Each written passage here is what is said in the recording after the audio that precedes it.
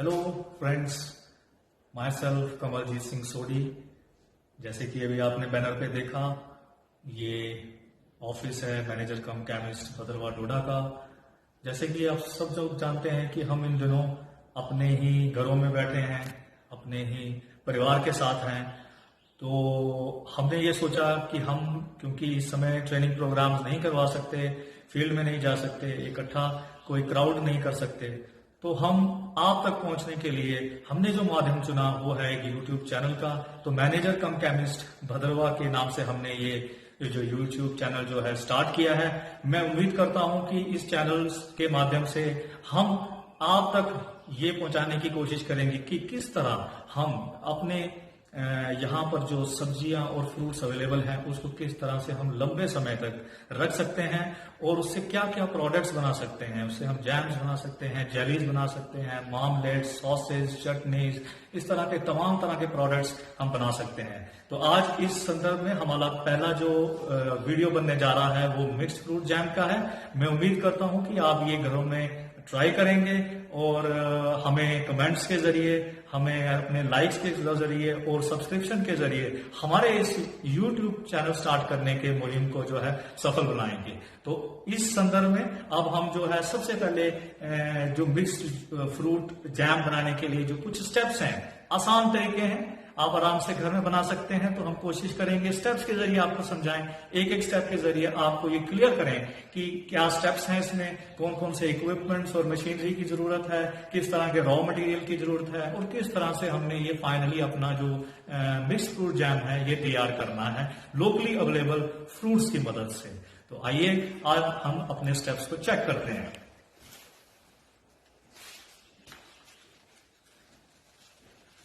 तो ये जैसे आपने देखा, ये हमारा मिक्स्ड फ्रूट जैम का एक फ्लो चार्ट समझे आप। तो इसमें हमने पहला जो है वो सिलेक्शन ऑफ फ्रूट है। सिलेक्शन ऑफ फ्रूट बहुत इंपॉर्टेंट एक कंसेप्ट है और इसमें हमें ये देखना है कि किस तरह से हम फ्रूट को सिलेक्ट करें। वो ओवरराइप नहीं होना चाहिए, मैच्योर होना चाहिए, अच्छे से धुला हुआ हो, उसमें किसी तरह की कोई डिजीज और इन्फेक्शन ना हो। उसी तरह से उसके बाद हम उस फ्रूट को धो लेंगे, वॉश कर लेंगे, उसके बाद हम उसकी पीलिंग कर लेंगे। जो फ्रूट्स पील करने के लिए हैं उनकी पीलिंग कर लेंगे अच्छे से वॉशिंग करने के बाद। उसके बाद हम फ्रूट को कट करेंगे 8 से 12 हिस्सों में, या वो फ्रूट के साइज पे और शेप पे डिपेंड करता है उस समय कि हम उसे किस तरह से अपने जैम बनाने के लिए प्रिपेयर करेंगे। उसके बाद हमारा जो 5वां स्टेप है वो है प्रिपरेशन ऑफ पल्प। हम ये देखेंगे कि किस तरह हम थोड़े पानी में उस कटे हुए फ्रूट को जो है पकाएंगे, एक कंसिस्टेंसी लाएंगे ताकि वो आराम से हमारी सीव और मैश में से निकल सके। उसके बाद हम किस तरह से शुगर की कैलकुलेशन करेंगे ये भी हम आपको बताएंगे। उसके बाद हम किस तरह उसमें सिट्रिक एसिड और कलर का इस्तेमाल करेंगे ताकि उस फ्रूट जैम में एक अपीयरेंस आ सके। और इसी तरह से हम कैसे पता लगे हमें कुकिंग के समय कि हमारा फ्रूट जैम जो है वो तैयार होने पे है, इसके लिए हमारा स्टेप नंबर 8 है, यानी कि एंड पॉइंट डिटर्मिनेशन। इस पॉइंट पर हम ये देखेंगे कि हमारे फ्रूट जैम की जो कंसिस्टेंसी है, थिकनेस है, वो कैसे हम चेक करते हैं, कैसे हमें पता लगे कि अब हमारा फ्रूट जैम जो है वो रेडी है। इससे आगे हमें उसे पकाने की जरूरत नहीं है ताकि ये ओवरकुक ना हो जाए। और फाइनली हम उसकी फिलिंग पैकिंग करेंगे और अगर आप लेबलिंग करना चाहते हैं वो लेबलिंग भी कर सकते हैं। इस तरह से हम जो इन 10 हिस्सों में हमने इस preparation of mixed fruit jam को डिवाइड किया है। तो आइए फ्रेंड्स देखते हैं किस तरह से हम जो मिक्स्ड फ्रूट जैम बनाते हैं। तो सबसे पहले हम अपने फ्रूट की तरफ, तो ये देखिए जैसे कि मैंने आपको बताया था, हमने मिक्स्ड फ्रूट जैम की प्रिपरेशन करने के लिए जो है यहाँ पर पपीता रखा है, पपीता लिया है, उसके साथ कुछ केले लिए हैं और कुछ हमारे पास अंगूर हैं। तो जैसे कि हमने इसको ऑलरेडी जो है इसकी सिलेक्शन में इन बातों का ध्यान रखा है कि किसी किस्म का कोई इन्फेक्शियस फ्रूट ना हो, किसी किस्म की उसमें कोई डिजीज ना हो, कोई ऑफ टाइप चीज बीच में ना हो। हमने इसकी वॉशिंग भी कर ली है और अब हम जो है इसको जो है सॉर्ट, जैसे आपने देखा हमने इसको सॉर्टिंग करने के बाद हमने ये जो है इसमें ये स्टॉक्स थे इसके ग्रेप्स के, ये हमने हटा दिए हैं। इसी तरह से जब हम पील करके इस फ्रूट को जो है अपने जैम पकाने के लिए जो है तैयार कर देंगे। तो पीलिंग अब देखिए, इस पीलिंग करने के लिए हमारे जो सहयोगी हैं वो किस तरह से इसको कट दे रहे हैं। अब इसमें एक बात का और ध्यान आप रखेंगे कि पीलिंग करने के साथ साथ ये जो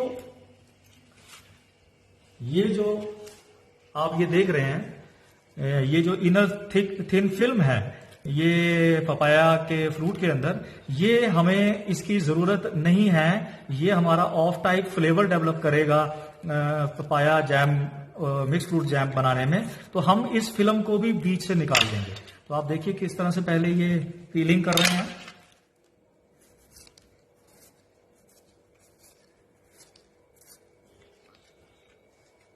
आपने अच्छे से पीलिंग करनी है। जैसे आप देखिए कि हमने अपने हाथों में ग्लव्स का इस्तेमाल कर रहे हैं। आपने भी अच्छे से, जैसे कि हम सभी जानते हैं आज के दौर में हम अपने हैंड्स को सैनिटाइज कर रहे हैं, अपने आप को बचा रहे हैं, एक सोशल डिस्टेंसिंग का नॉर्म भी रख रहे हैं।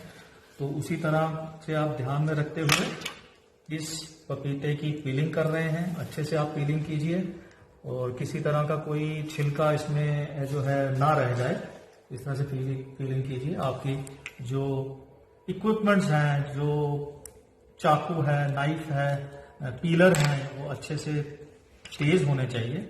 ये देखिए जिस थिन फिल्म की मैं बात कर रहा था, किस तरह से ये पीलर से ये इस थिन फिल्म को जो है निकाल रहे हैं। एक्चुअली इसका जो स्वाद है वो जैम में आ जाता है और कलर भी ऑफ हो जाता है अगर हम इसको रहने देंगे। तो इस तरह से इस फ्रूट को कट करके एक दूसरे पतीले में ले लेंगे। ये हमने स्टील का पतीला इस्तेमाल किया है।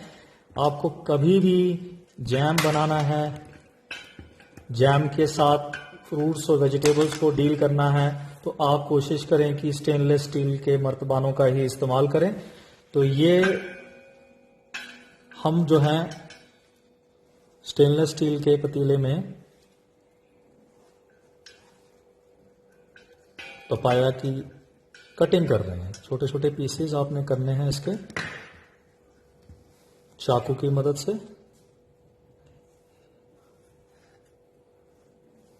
ये देखिए इस तरह से। तो फ्रेंड्स, ये कटिंग और पीलिंग जो है ये प्रोसेस चल रहा है। इसमें थोड़ा टाइम जरूर लगता है, पर आप पेशेंस रखिए। यही सबसे इम्पोर्टेंट स्टेप्स होते हैं। और अच्छे से कटा हुआ होगा तो आपका जैम जो है वो अच्छे से प्रिपेयर होगा और यूनिफॉर्मली उसमें हीट ट्रांसमिट होगी कुकिंग के समय। तो मैं आपको बताता चलूं कि हम जो जैम की विधि आपको बता रहे हैं ये एज पर साइंटिफिक मेथड बता रहे हैं, जो कि हमारा फूड प्रोडक्ट ऑर्डर जो है उसके तहत जो स्पेसिफिकेशंस हैं उसके तहत हम आपको जो है रॉ मटेरियल में जो हम इस्तेमाल करेंगे वो आपको बताएंगे। ये देखिए ये कटिंग कर रहे हैं। तो जैम का जो सबसे बड़ा और इम्पोर्टेंट स्पेसिफिकेशन है वो है TSS। TSS यानी कि टोटल सॉल्युबल सॉलिड्स। आप आम भाषा में इसे शक्कर की मात्रा या चीनी की मात्रा भी कह सकते हैं। तो हमारा जो जैम होता है वो उसमें TSS जो है वो 68 डिग्री ब्रिक्स होना चाहिए। 68 डिग्री ब्रिक्स जो मैं बात कर रहा हूं ये एक तरह का परसेंटेज है जो कि आपका फाइनल प्रोडक्ट यानी कि जैम में होना चाहिए। 68 डिग्री ब्रिक्स से कम अगर आप शुगर रखेंगे तो आपका जैम जो है वो जल्दी खराब हो जाएगा और उसमें सेटिंग की प्रॉब्लम भी आएगी। तो इसीलिए 68 डिग्री ब्रिक्स आप याद रखें। हमारे जैम की, किसी भी जैम की, फ्रूट जैम की जो TSS है वो 68 डिग्री ब्रिक्स होनी चाहिए। साथ में आपको इसकी एसिडिटी बताएं कि हमारे जैम की जो फाइनल एसिडिटी होगी वो 0.5 से 0.6% के करीब होगी। तो ये स्टैंडर्ड्स हैं, ये साइंटिफिक फिक्स्ड स्टैंडर्ड्स हैं। कभी आप गूगल पर सर्च करेंगे तो आप जानेंगे कि जैम जो है सिर्फ पका देने मात्र से नहीं होता, उसके कुछ स्टैंडर्ड्स हैं जो हमें ध्यान में रखने होते हैं साइंटिफिक प्रिपरेशन करने के लिए। तो ये हमारे 6 तक, अप टू 1 तक आप उसकी एसिडिटी ले जा सकते हैं। डिपेंड करता है कि नेचर ऑफ फ्रूट क्या है और उस फ्रूट की एसिडिटी क्या है। तो जहां तक टीएसएस की हम बात कर रहे थे, तो ये भी आपको ध्यान रखना है कि ये जो टीएसएस हम मेंटेन करेंगे 68 डिग्री ब्रिक्स, ये हम शुगर की मदद से करेंगे। तो लेकिन एक चीज और भी यहां बताना चाहूंगा कि टीएसएस जो है ये फ्रूट में भी अपना होता है। तो जिस तरह का हम फ्रूट इस्तेमाल कर रहे हैं, तो अभी हम देख लेंगे कि इसकी टीएसएस की कितनी मात्रा है।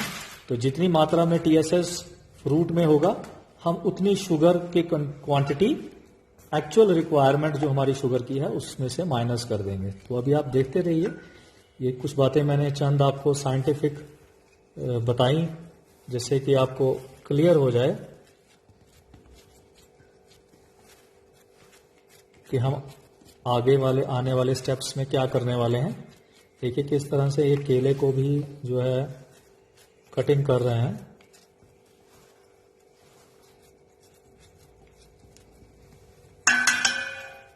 ये बहुत ही अच्छा न्यूट्रिशियस प्रिजर्व प्रोडक्ट है फ्रूट जैम। और जैसे कि हम जानते हैं कि इन दिनों मार्केट में, अब ये देखिए आप, हम किस तरह इसको जो है ट्रांसफर कर रहे हैं। अब हम तो सबसे पहले इसमें हमने ये पानी की मात्रा करीबन 1.5 किलो में 300 मिलीलीटर पानी करीब इसमें ऐड करके हम इसको कुछ समय के लिए कुक करेंगे।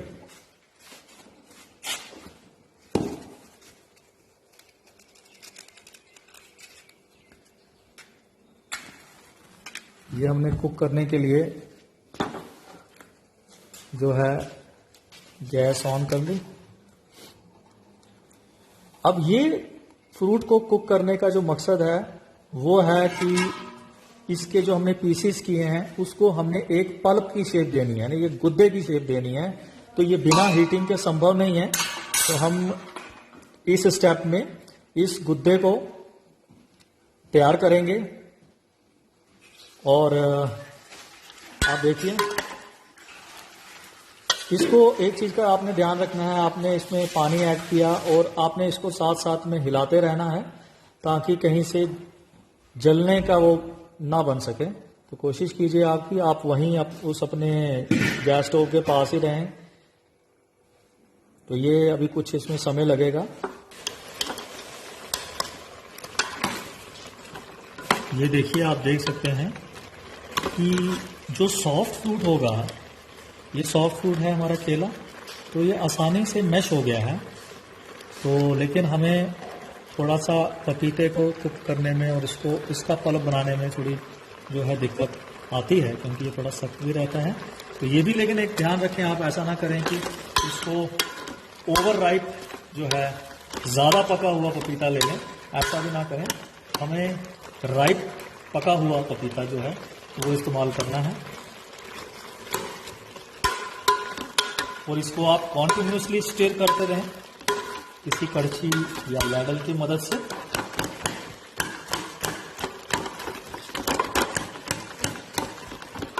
इस तरह से आप इसको थोड़ा प्रेशर दे सकते हैं कड़छी के उल्टे हिस्से से, इसको प्रेशर दे के इसको क्रश कर सकते हैं। हमें याद रखिए कि इस स्टेप का जो मकसद है वो एक गुदा तैयार करना है, एक पल्प तैयार करना है। जितना हम इसको अच्छे से यहाँ कुक कर लेंगे उतना हमें इसकी फाइनल कुकिंग में प्रॉब्लम जो है नहीं आएगी। अब देखिए ध्यान से, इस तरह से ये प्रेशर करके इसको कुक कर रहे हैं।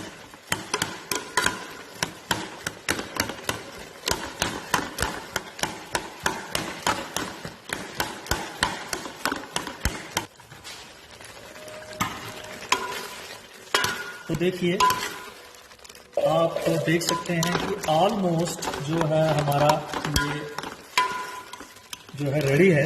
कुछ आपको फ्रूट के टुकड़े जैसे ये हैं, कुछ बड़े बड़े दिखाई दे सकते हैं। कई बार ऐसा अंगूर हमने जो डाला है उसका भी पीस दिखाई दे सकता है, लेकिन ये सब अब मैश हो जाएगा। जब हम इसको छननी में छानेंगे तो ये सब अब मैश हो जाएगा। अब हम तैयार हैं इसको अपनी छन्नी से निकालने के लिए।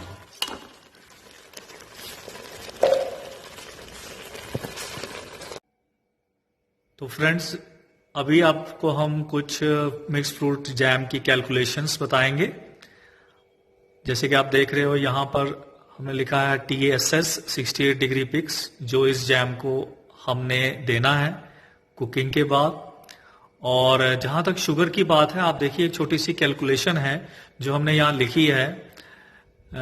हमें अगर शुगर को कैलकुलेट करना है कि हमें अपने पल्प में कितना शुगर चाहिए, तो उसको हम इस तरह से कैलकुलेट कर सकते हैं। For 45 parts of fruit pulp sugar required जो है 55 पार्ट्स है। ये स्टैंडर्ड है, हमारी FPO की डायरेक्शंस हैं, एक्ट के मुताबिक है। तो ये हमारा फिक्स्ड है कि 45 पार्ट्स ऑफ फ्रूट पल्प में जो शुगर रिक्वायर्ड है वो 55 पार्ट्स है किसी भी जैम को प्रिपेयर करने के लिए। उसी तरह हम सिंपल कैलकुलेशन करेंगे तो 1 ग्राम का हमारा शुगर रिक्वायर्ड आ जाएगा 55/45। तो अगर हम 1 kg आपके पास फ्रूट पल्प है, जो कि अभी हम देखेंगे कि हमारे पास कितना आएगा, तो उसके लिए जो शुगर रिक्वायर्ड है वो 55/45 मल्टीप्लाइड बाय 1000 ग्राम्स में इसको कैलकुलेट किया। तो देखिए आप नीचे जो शुगर रिक्वायर्ड है वो 1.222 किलोग्राम्स जो है आ गई। लेकिन जैसे कि हम सभी जानते हैं, और मैंने आपको पहले भी कटिंग के समय बताया, कि जो TSS है वो फ्रूट में भी होती है। तो उस TSS को हमने जो है माइनस करना है, उस शुगर की क्वांटिटी को माइनस करना है। तो यहां हम TSS जो है फ्रूट की पल्प से हम चेक कर सकते हैं और देख सकते हैं कि वो कितनी है। तो यहां देखिए approximate sugar present in the fruit pulp, ये हमने एक रफ सा आइडिया ले लिया है अपने एक्सपीरियंस से कि करीबन 200 ग्राम्स जो है हमारा जो शुगर है उसमें ऑलरेडी प्रेजेंट है। और ये हमने TSS जो कैलकुलेट करना है, ये देखना है हमें एक रिफ्रैक्टोमीटर की मदद से। तो हमारा जो फ्रूट पल्प में शुगर ऑलरेडी प्रेजेंट है वो हमने अप्रोक्सीमेटली 200 ग्राम्स लिया है। तो उसी तरह जो हमें नेट शुगर चाहिए जैम को बनाने के लिए, वो हम जो है एक्चुअल शुगर रिक्वायर्ड में से जो हमारी शुगर ऑलरेडी फ्रूट पल्प में है, दैट इज 200 ग्राम्स, ये माइनस कर लेंगे। तो हमारा अप्रोक्सीमेटली 1 किलोग्राम जो है शुगर जो है अप्रोक्सीमेटली रिक्वायर्ड जो है आ जाएगी। तो इस तरह से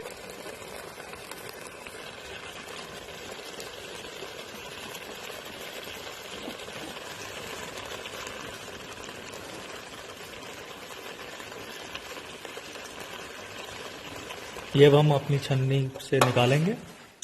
तो ये देखिए इस तरह से जो है हमारे पास ये छन्नी है।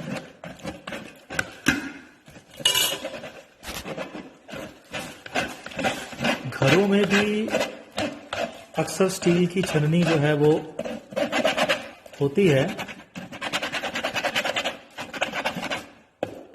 इस छन्नी से निकालने का जो मकसद है वो ये है कि इसमें जो बचे हुए छिलके या बीज या कुछ इस तरह के कण जो हैं वो निकल जाएं और अच्छे से मैश हुआ गुदा जो है वो हमें नीचे इस पतीले में जो है मिल जाए। ये देखिए इस तरह से शुरू होगा और आहिस्ता आहिस्ता हमें ये एग्जैक्ट पल्प जिसको हम गुदा, जो हम फ्रूट का पल्प जिसको हम बोलते हैं, वो हमारा आना शुरू हो जाएगा। सॉफ्ट करने के लिए पानी की मदद से गैस पर उसको कुक करना है। और जब उसकी कंसिस्टेंसी जो है थोड़ी थिक हो जाए तो इस तरह से आपने छन्नी की मदद से इसको जो है क्रश करना है, मैश करना है और अपना पल्प लेना है। अब देखिए इसमें कुछ छिलके और मोटे हिस्से जो हैं इसमें ज़रूर रह जाएंगे, वो हमें जैम के पल्प में उसकी ज़रूरत नहीं है। ये देखिए इस तरह से ये पल्प आएगा। ये थोड़ा सा टाइम कंज्यूमिंग जरूर है। तो आपको ये बताते चलें, अब मुझे थोड़ा सा वक्त मिला है 1-2 मिनट का, तो मैं इसमें बताते चलूँ आपको कि हमारा जो ये फ्रूट प्रिजर्वेशन सेंटर है ये डोडा डिस्ट्रिक्ट जम्मू कश्मीर के एक छोटे से मिनी कश्मीर कहे जाने वाली जगह भद्रवा में स्थित है। हम यहाँ मोबाइल डेमोन्स्ट्रेशंस भी देते हैं इस तरह के फ्रूट और वेजिटेबल प्रोडक्ट्स बनाने के लिए। साथ ही हमारा 1 मंथ का ट्रेनिंग प्रोग्राम दिया जाता है, जहां हम अपनी महिलाएं गृहिणियों को जो है अच्छे से एक 1 मंथ का ट्रेनिंग कोर्स करवाते हैं। ये सर्टिफिकेट कोर्स रहता है और गवर्नमेंट ऑफ इंडिया की कुछ स्कीम्स भी हम जो है इसी तरह से यहाँ जो इम्प्लीमेंट करते हैं। और हमारे यहाँ सेंटर पर लोग अपने सेब और दूसरे तरह के जो फल यहाँ लोकल उगने वाले हैं वो लेकर आते हैं और हम उन्हें जैम, जेली, मार्मलेड्स और एप्पल की चटनी, इस तरह के जो फ्रूट्स हैं वो बनाकर बताते हैं। खासकर हमारे यहाँ जो सेब का बहुत बड़ा एक प्रोडक्शन सेंटर है, तो इसलिए हमारी जो प्रोसेसिंग जो रहती है फ्रूट्स और वेजिटेबल्स की, उसमें सेब जो है बहुत ज़्यादा मात्रा में जो है प्रोसेस किया जाता है। तो आने वाले वीडियोस में आप सेब से रिलेटेड अगर किसी तरह का कोई प्रोडक्ट देखना चाहते हैं तो हमें ज़रूर बताएं, कि जैसे ही हमारा समय आएगा फ्रेश एप्पल क्रॉप का, तो हम ज़रूर उस वीडियोस में आपके लिए जो है एप्पल की चटनी, एप्पल का मार्मलेड, एप्पल की जेली, इस किस्म के तमाम प्रोडक्ट्स जो हैं बताने जो हैं सिखाएंगे आपको। अगर आप हमारे को अच्छा रिस्पांस देते हैं, हमारे चैनल को सब्सक्राइब करते हैं और शेयर करते हैं, कमेंट करते हैं, तो हमें हमारे चैनल को इम्प्रूव करने के लिए, हमारे वीडियोस को इम्प्रूव करने में मदद मिलेगी। ये देखिए, अब हमारा जो ये देखिए, ये हमारा बिल्कुल फ्रेशली ऑब्टेन्ड पल्प है। यही पल्प से हम जो है फाइनल पल्प हम इसी को कहते हैं, फ्रूट पल्प, यही पल्प से हम जैम बनाएंगे। अब हम इस पल्प की कैलकुलेशन करेंगे।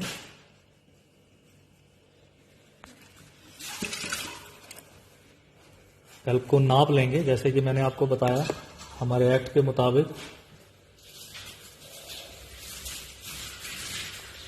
आपने 45 पार्ट्स ऑफ फ्रूट पल्प और 55 पार्ट्स ऑफ शुगर लेना है, तब जाके 100 पार्ट्स आपका जैम तैयार होगा। तो पहले क्यों ना इसको हम इसकी मात्रा को जो है देख लें।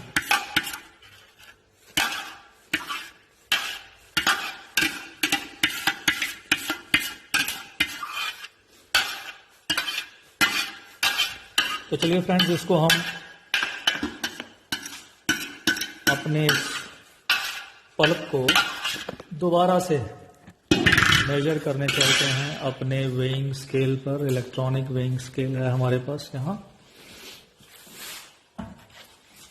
ओके, तो ये देखिए करीबन 0.922 ग्राम्स हमारा ये पल्प है, लेकिन इसमें क्योंकि जग भी साथ में है, तो आप कह सकते हैं कि करीबन 900 के ग्राम के करीब जो है ये हमारा पल्प रहेगा। तो हमने 900 ग्राम पल्प के हिसाब से ही शुगर ऐड करनी है। एक बार फिर मैं बता दूं कि हमें 900 ग्राम पल्प के हिसाब से ही शुगर ऐड करनी है। 22 ग्राम हमने इसमें से जो है इसका माइनस कर दिया है अंदाजन। बहुत ज़्यादा भी साइंटिफिक बनने की ज़रूरत नहीं है, इसमें घर में बनाना है आपको। तो क्यों ना अब हम चल के जिस पतीले में हमने ये कुक करना है, हमने फाइनली एक फ्रेश साफ पतीला ले लिया और इसमें कुक करने के लिए हमने अपना जो पल्प है 900 ग्राम्स ऑफ पल्प इसमें जो है डाल दिया है। तो इस पल्प को अब हम चीनी के साथ, देखिए जो थोड़ा बहुत बचा है इसके अंदर वो भी हम निकाल रहे हैं। तो इस पल्प को जो है चीनी के साथ हम कल करेंगे। तो जैसे कि हमने आपको पहले कैलकुलेशन में बताया कि इस पल्प को जब हम चीनी के साथ कैलकुलेट करेंगे तो चीनी हमें जो रिक्वायर्ड है वो हमने अभी कैलकुलेट कर लिया कि वो 1 किलो और 100 ग्राम बनती है। तो वो 1 किलो और 100 ग्राम चीनी का हम नाप कर लेंगे। अब देखिए हमारे पास ये चीनी है, यहां देखिए, ये देखिए चीनी है, ये बिल्कुल साफ है। आपने जब बाजार से चीनी खरीदनी है तो इस चीज का ध्यान रखना है कि इसमें किसी तरह का भी कोई कंकर, कोई ऑफ टाइप्स जो है नहीं होने चाहिए। तो आप देखिए ये जो चीनी है ये बिल्कुल क्लियर है, इसमें किसी तरह का कोई वो नहीं है। अब इसमें से हम 1 किलो 100 ग्राम जो है वो करेंगे। करीबन इसमें से हम 100 ग्राम जो है चीनी जो हमारी कैलकुलेशन में जो है वो हमने कम करनी है, क्योंकि वो हम मान के चल रहे हैं कि इतना हमारे पास शुगर ऑलरेडी इस पल्प में है, तो वो शुगर हम कम कर देंगे। तो अब हमारा फाइनल कैलकुलेशन हो गया कि 1 किलो चीनी जो है 100 ग्राम हमने कम कर दी, 1 किलो चीनी जो है हम इस 900 ग्राम पल्प में ट्रांसफर करेंगे। ये देखिए, ये हमने पहले से माप के रखी है चीनी, ये करीबन 1 किलो चीनी जो है। अब आप अपना फ्लेम ऑन कर लीजिए और अब हमने इस चीनी और इस पल्प को अच्छे से जो है वो मिक्स कर लेना है, ये देखिए, और इसकी अब हम कुकिंग करेंगे।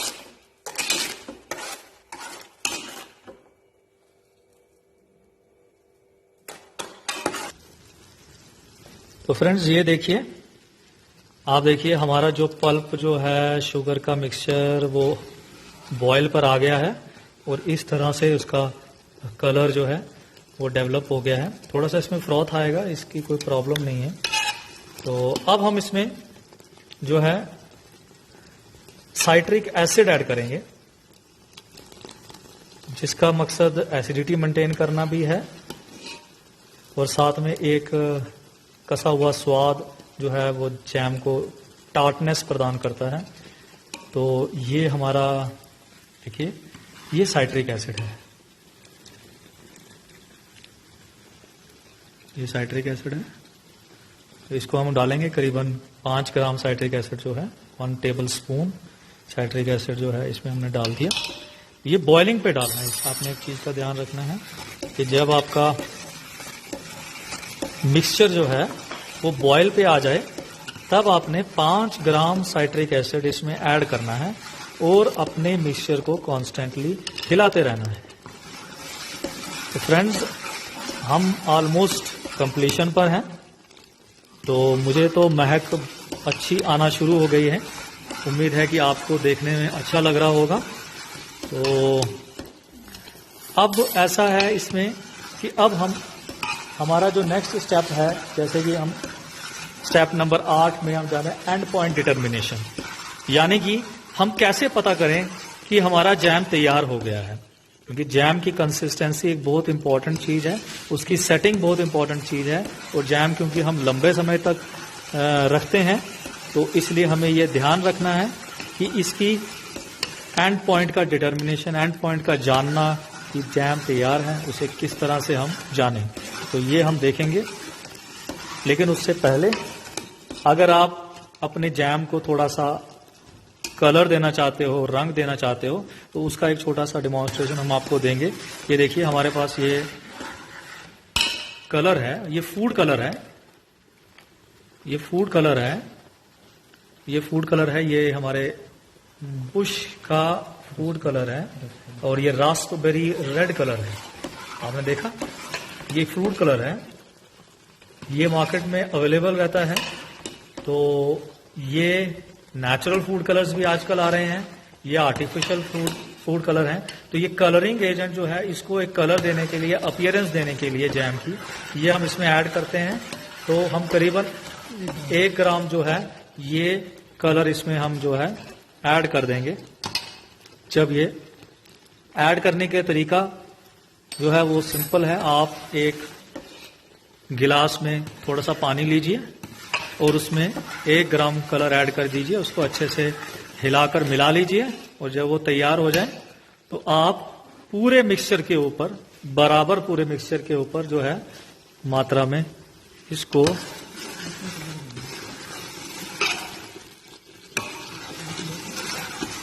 ऐड कर लीजिए।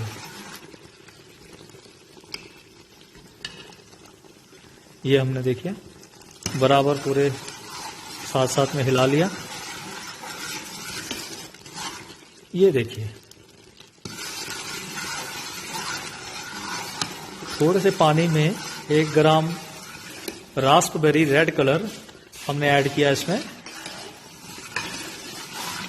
अगर आप कलर नहीं भी डालना चाहते हैं, कुछ लोग आर्टिफिशियल कलर्स डालना पसंद नहीं करेंगे शायद, और कुछ एलर्जिक भी हो सकते हैं फूड कलर से, तो वो नेचुरल फूड कलर या ऑर्गेनिक फूड कलर्स डाल सकते हैं, वो भी मार्केट में अवेलेबल हैं। और बिना फूड कलर के भी आपने पहले देखा कि उसका कलर जो है वो येलो कलर आ रहा था, वो भी एक अच्छा है अगर आप फूड कलर नहीं डालना चाहते। तो हमने फूड कलर डाला है अपीयरेंस के लिए जैम की। तो ये देखिए अब ये आहिस्ता आहिस्ता अपनी कंसिस्टेंसी को थिक कर रहा है, जैम की कंसिस्टेंसी जो है इसमें आ रही है। तो जैसा कि मैंने आपको शुरू में ही बताया था कि हमें 68 डिग्री ब्रिक्स तक ये जो है जैम को लेना है, और वो 68 डिग्री ब्रिक्स शुगर कैसे पता लगेगी वो हम अभी आपको बता देंगे। ये देखिए आप कॉन्स्टेंटली इसको हिलाते रहिए, इसको छोड़ना नहीं है, ये जैम नीचे लग जाएगा। कॉन्स्टेंटली इसको हिलाते रहिए। और अब आप एंड पॉइंट, क्योंकि ये बॉयल कर रहा है, हमने एंड पॉइंट डिटरमाइन करना है। तो ये देखिए कि भाई किस तरह पता लगे कि हमारा जैम जो है वो तैयार है या नहीं है। तो थोड़ा सा जैम आप एक क्वार्टर प्लेट पे ले लीजिए और इसको हल्के से 45 के एंगल पर प्लेट को रखिए, हल्के से रखिए। तो आप देखिए, आप ये देखिए जैम का हिस्सा कुछ हल्का हल्का पीछे रह रहा है, हल्का हल्का। अभी इसमें कुछ आपको लग रहा होगा कि कंसिस्टेंसी उतनी नहीं आ रही है, इकट्ठा नीचे नहीं आ रहा एक ही उसमें। ये पीछे आप देखिए ध्यान से, यहाँ पर ये जो है ये अलग रह रहा है और डार्क पोर्शन अलग रह रहा है, इसका मतलब अभी इसमें थोड़ी सी कमी है। तो ये सारा जितना हमने जैम यहाँ डाला था, ये सारा जैम एक ही साथ नीचे चलना चाहिए, तब हम समझेंगे कि हमारा जैम तैयार है, और इसे हम कहते हैं प्लेट टेस्ट। तो चलिए दोबारा देखते हैं, थोड़ी और कुकिंग कर लेते हैं इसको।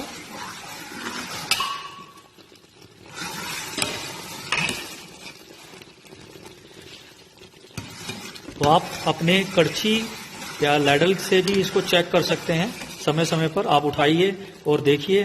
तो जैसे जैसे ये थिकनेस बढ़ती जाएगी तो वो कड़छी से जो है थोड़ा मोटे उसमें गिरना शुरू हो जाएगा।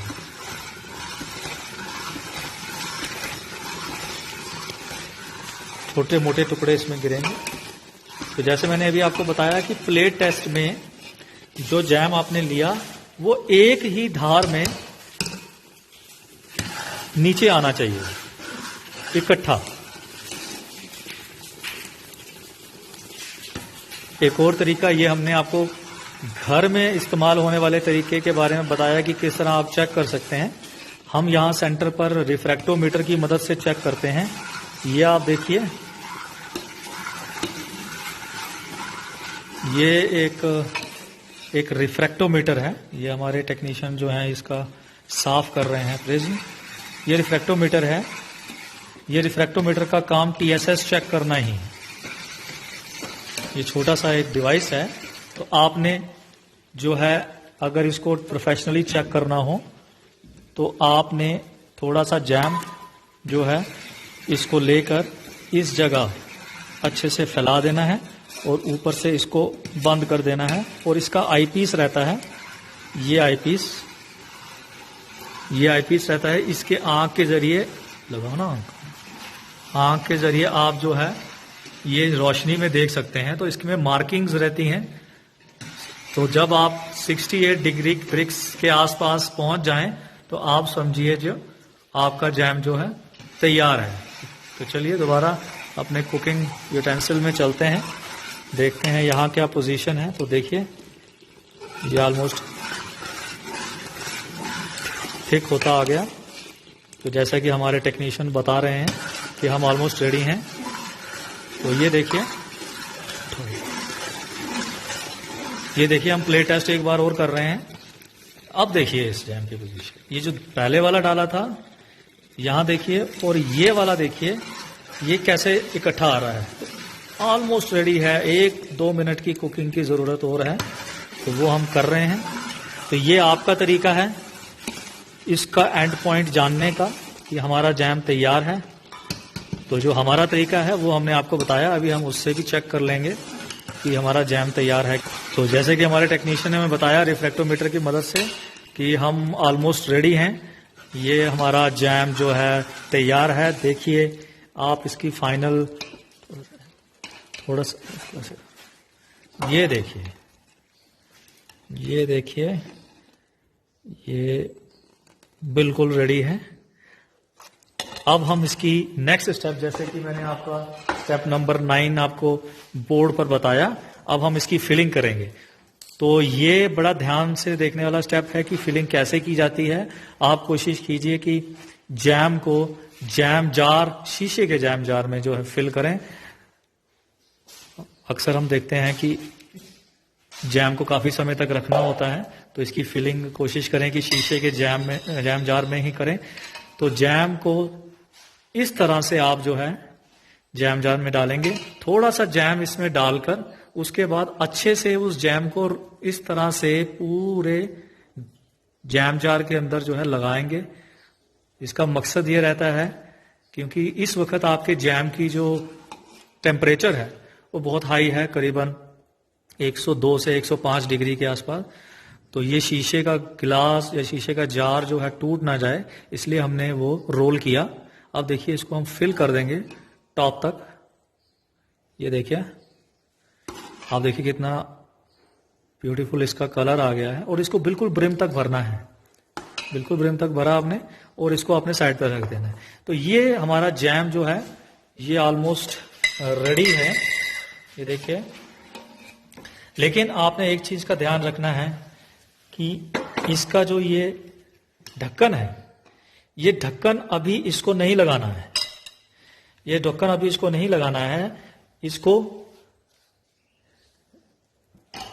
कम से कम जब ये जैम जो है रूम टेम्परेचर पे ना आ जाए, कुछ समय तक, जब तक ये रूम टेम्परेचर पे ना आ जाए तब तक इसको ढक्कन नहीं लगाना है। कारण कि इसमें से जो भाप उड़ रही है, वो भाप जो है अगर ढक्कन लगा देंगे तो वो भाप जो है पानी बन के ढक्कन के जरिए दोबारा जैम में जाएगा और ये जैम आपका खराब हो सकता है। तो ये ढक्कन आप कुछ समय बाद लगाएं, करीबन 2-3 घंटे के बाद लगाएं तो बेहतर रहेगा, अगर आपके पास टाइम कम है तो।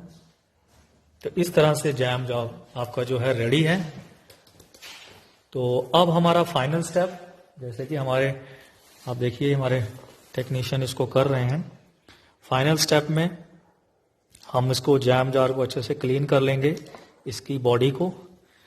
पर्पस ये है कि हम चाह रहे हैं कि एक अच्छा सा लेवल जो है इस पर लगा दें ताकि ये और अट्रैक्टिव लगे और